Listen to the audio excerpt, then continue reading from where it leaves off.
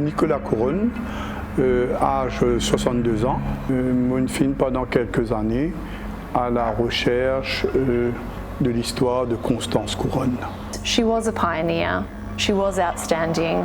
She was so young when she was sent from Mauritius to Australia. Yet she turned her life into something important. Il est important qu'il nous raconte ces histoires-là, c'est pour especially qu'il fait pour nous montrer et faire des jeunes intéressés, comme ça pour les futures générations se connaissent, qui savent dire là, tu as une histoire, tu as un nom, tu as une identité, tu as une narration, je dis comment nous dire makers of their own history. J'ai un camarade qui appelle Dominique Soupe, qui t'a envoyé moi un lien en 2018. Comme on clique sur ce lien-là, tu as la photo d'une dame africaine en tenue victorienne. Mon pensée, il est capable dans les 50 ans à peu près, d'après moi. Et ce qui frappe moi, c'est que madame là, tu as une ressemblance incroyable avec les membres de ma famille du côté de mon père. Il porte le même patronyme que moi, il appelle Couronne. Et je trouvais qu'il y a une histoire qui reliait à lui. Et ces histoires-là, qui passaient la rivière la Somaïbo, un endroit qui est intimement lié avec l'enfance, côté mon jeu, etc. Ça me fait gagner un soc, un frisson même. Et mon envie qu'on plisse les histoires de madame-là. Alors, Constance Couronne, qui est une née esclave. En 1824, on peut dire en mai 1824, d'après un registre qu'il nous trouvait, dont le grand-père s'appelait Lindor Couronne, et ça, il trouve-lui bien dans le registre pan esclave qui est obligatoire pour mettre faire en 1826.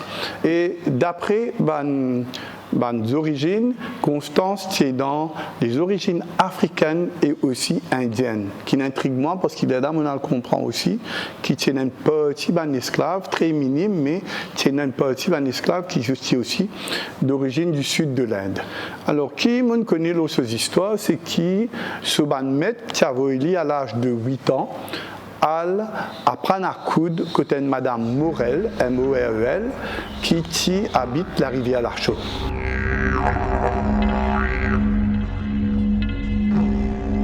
Les enfants esclaves étaient bien tirés droit. Nous remonte au commencement de la colonisation française en 1721-23, quand les lettres patentes de 1723 rentrent en vigueur ou le code noir. Dans la période anglaise, ce qui est arrivé, c'est qu'il y a eu cette réforme dans 1820, 1830, juste avant l'abolition de l'esclavage en 1835. Alors, ce qui fait important pour remonter à cette époque-là, parce que 1829, nous voyons le protecteur des esclaves qui pour écoute ban doléance de ban esclave et ordonnance numéro 49 de 1829 aussi pour donner ban esclave certains droits. Et dans sa plus qui 1000 ou 1500 complaints qui nous trouvaient, et il y a des enfants qui tirent l'autre complaints contre ce ban maître et ce ban maîtresse. Pas type gars assez mangé, ce pas type trop faire de travail, pas type donne autres linge pour mettre. Alors, qui finit arrivé aux histoires Constance, c'est qui le vendredi 11 mai 1832, Madame Morel qui passe commande petit diaban-là servit ce tasse d'ité et Elisabeth il servit ce tasse d'ité et il dit quand il boit qui il trouve cette tasse d'ité-là il a un goût étrange. Léana, madame là, qui boit d'ité là ensemble avec ce garçon, il commence à avoir une nausée, un vomissement, etc. Et il demandait qu'il y a le docteur Zéro Cox qui est venu. Et docteur Zéro Cox, il me dit qu'il met un produit dans la dité là, il fait ce qu'il appelle une tentative d'empoisonnement. Et le lendemain, il invite docteur Cox pour venir réconcilier lui, il invite lui à déjeuner. Et c'est là qui, esclave adulte de Madame Morel, arrivé dans ce lassam, trappe Constance par la main, dit là, madame, ou tu peux dire qui m'a fait quelque chose qui n'est pas correct. Là, Constance, il n'a avoué, c'est lui qui mettait un produit, et là, il trouve lui, et là, il dit, si tu n'as pas l'avoué, moi, pour dénoncer toi, et Constance, il dit qui, ben, oui, Elisabeth qui fait ça. Ça, c'est l'aviation de la lettre que Mme Morel a écrite à la police, parce que Mme Morel il a envie qu'il y ait une action là. Eh bien, 1832, c'était une année très, comment nous dit en anglais, tumultuous. C'est beaucoup frénésie. J'ai pensé qu'avec l'avènement de John Jeremy, qui était un membre du Anti-Slavery Society, il était un proche avec Wilberforce, Buxton et Stephen, un grand leader de sa mouvement pour abolition de l'esclavage. Ça veut dire quand Lévin Maurice, déjà, un planteur connaît, quand John Jeremy a atterri à Maurice, c'était une grande résistance farouche contre ce vini. Je pensais, il permet de l'autre pour abolition de l'esclavage à l'île Maurice. Mais dans ce broader contexte, c'est la graduelle réforme de l'esclavage. C'est aussi un rapport contre la traite négrière illicite à l'île Maurice. 1832, quand John Jeremy atterrit, nous gagnons l'NRC. C'est qui Peter Burroughs, grand historien britannique, qui appelle The Mauritius Rebellion of 1832. Alors, la rade de Port-Louis, la ville de Port-Louis, une partie de la colonie tient de shutdown pendant plusieurs semaines. Si je me rappelle bien, c'était 4, 5, 6 semaines que l'activité coloniale s'est arrêtée. C'est une tension, il y a même dit dans le conseil du gouvernement, pas envie le conseil du gouvernement siéger pour faire ce swearing-in ceremony. Alors, ce qui est arrivé, John Jeremy, sous advice du gouverneur Colville, il me disait prends bateau, retourne en Grande-Bretagne. Constance et Elisabeth, poil fermé. À partir de 1832 même, ça, mai 1832 là, ce poil fermé jusqu'à septembre 1833. Que là, je passe en cours et la cour pour trouver, malgré toute une déposition qui est là, la cour pour trouver coupable. Et si je tiens dans 16 ans, tu dis qu'ils prennent la peine de mort. Mais le fait qu'ils se tiennent encore mineurs, là, ils condamnent à vie et à la déportation.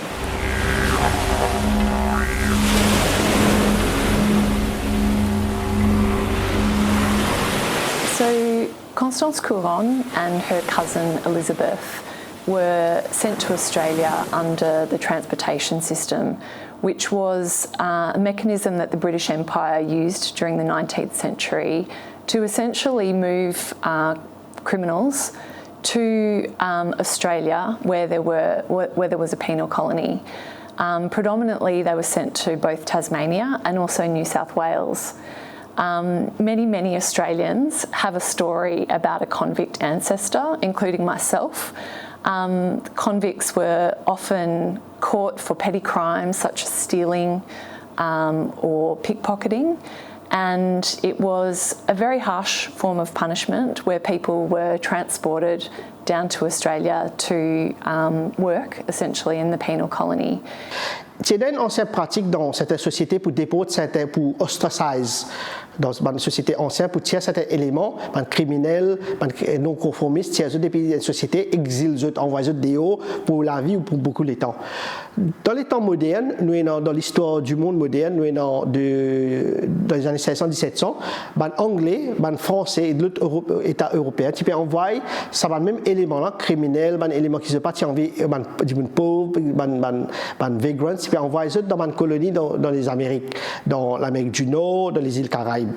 Alors, plus récemment dans l'histoire, dans l'île Maurice, nous avons des périodes anglaises qui concernent nous avons une pratique de envoyer des gens dans une colonie, mais dans l'océan Indien, nous vous rappelle et même dans l'Australie, plus près de nous, côte je dépôte Constance Couronne, de 1787 à 1860, 150 000 à 160 000 Anglais et Irlandais et d'autres gens qui déportés à New South Wales, Western Territory, Van Diemen's Land.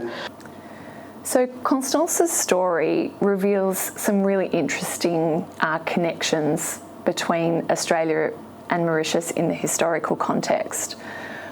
A little known fact is that actually Mauritius was quite a significant supplier of convicts to Australia during this period.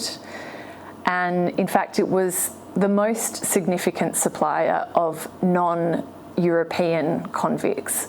So some 133 convicts from Mauritius were sent to Australia, of which Constance was one. Ce qui est important, premièrement, historiquement, c'est que quand Constance pose les pieds le 9 juillet et qu'Elisabeth à Sydney, elle devient là, à 10 ans de moins, la plus jeune convict du settlement australien. Et là, quand il arrive l'Australie, malgré qu'ils utilisent un âge, tu mets deux dans une prison que tu peux mettre dans Madame Convicts à Sydney, qui s'appelle le Female Parramatta Factory Prison.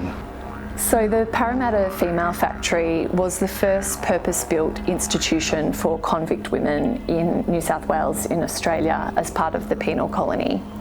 It holds many, many stories of pain, suffering and persecution, but also stories of resilience, and I think that comes through in the story of Constance.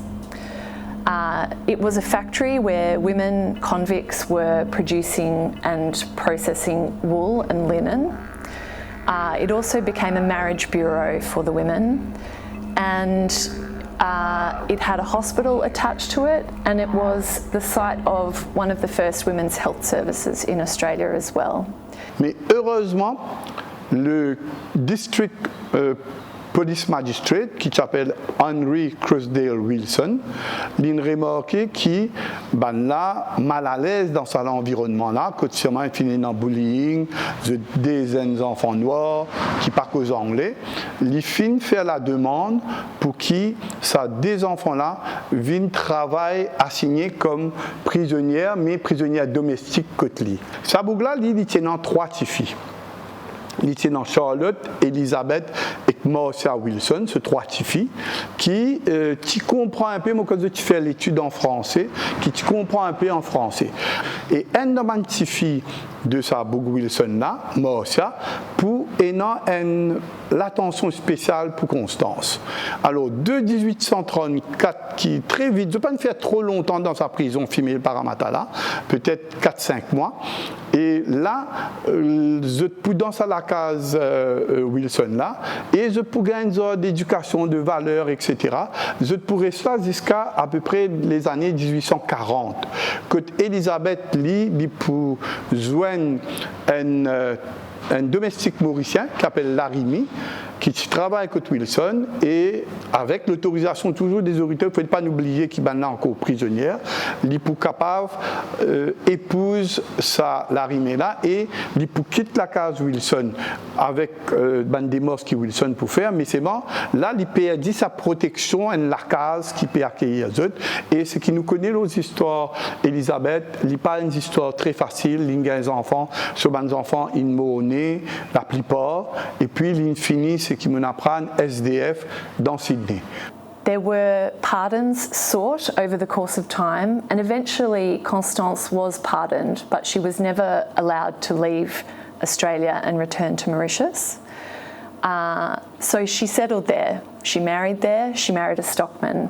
She went on to become a very well-known midwife in the region, and she was a mother to 11 children who all survived, which was rare at the time. She became a pioneer in the community of Eukarina in New South Wales. Alors c'est l'histoire d'une femme résiliente, une femme dont l'histoire est très méconnue, et d'après l'historienne Claire Anderson, sa photo qu'il vient faire quand la photographie a commencé, c'est la seule photo que nous avons d'une femme qui a été esclave à Maurice et qui historiquement est très important. It's a really powerful story of resilience, of migration, and of people-to-people links between our 2 countries. And I think that that's a fascinating story that we can study today.